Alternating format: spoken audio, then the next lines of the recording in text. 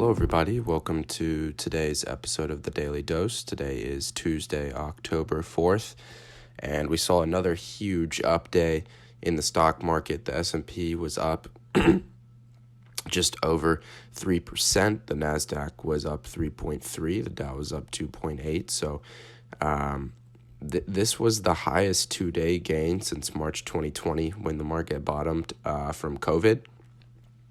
So I do believe that that's quite significant. The Dow Jones is up past 30,000 again.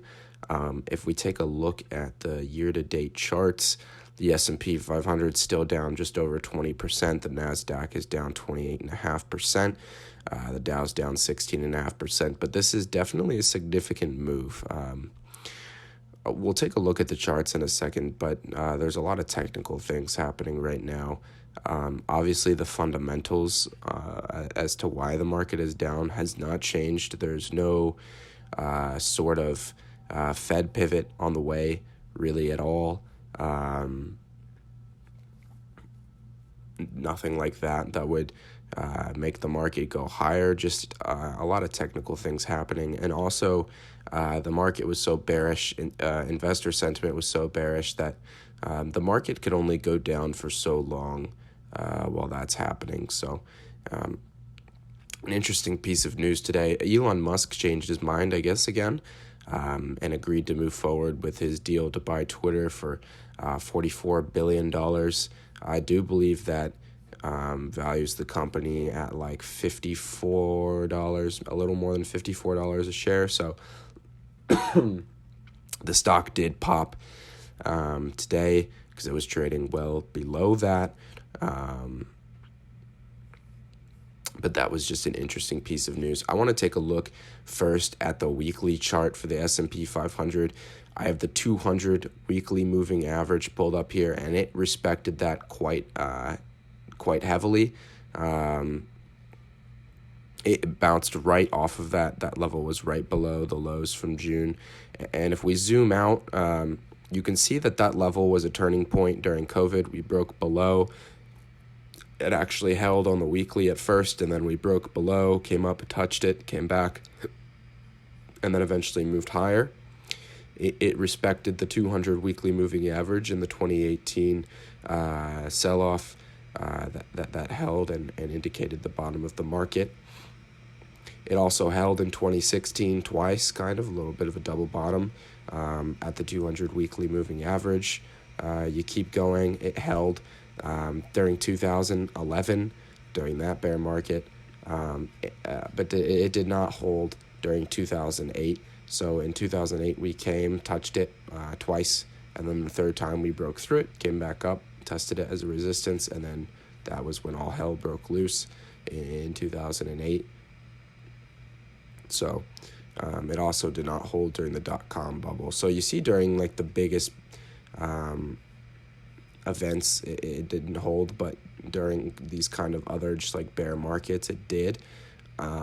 We definitely could come back down and test it again, but I just wanted to point that out because that's a big technical event that's going on. The 200 weekly SMA was respected, and it's been respected in markets before as well. So if we pull up the daily chart here, obviously I still have the 200 daily because that's a big indicator for us as far as when the bear market is over, in addition to our trend line, which is actually a little bit off right now.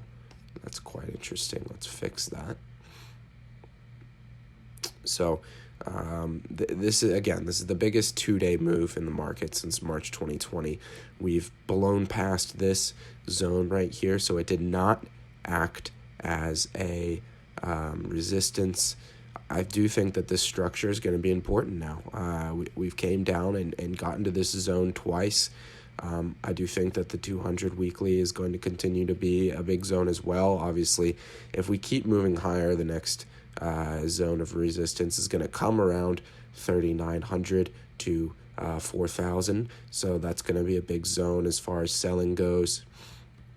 If we keep moving higher, and if we do reach the 3,900 level and then sell off and then do break through this level and do break through the 200 weekly, that's going to be pretty bearish. That's going to look a lot like 2008's market. They're already very correlated. That'll make them more correlated, and it could mean that there's a lot of pain before we actually do hit the bottom. And that would be not good for markets in general. We definitely could end up going into some kind of range, but we're just going to have to see. It's impossible to predict the market. That's why you just dollar cost average in. But that's what we're looking at right now. I'm going to be looking for this 3,900 level to 4,000 as the next zone of resistance. And if we break through there, then we could end up meeting this trend line at some point over here, maybe in tandem with this resistance at 4110 to about 4160. And that could be the next zone of resistance if we do end up breaking through here. Bitcoin has been moving up the past 2 days as well. Again, this trend line is something we're going to be looking for. In addition to this horizontal resistance at around 20,000 to 21.3. So that'll be, oops, don't want to mess that up. Just want to pull it out.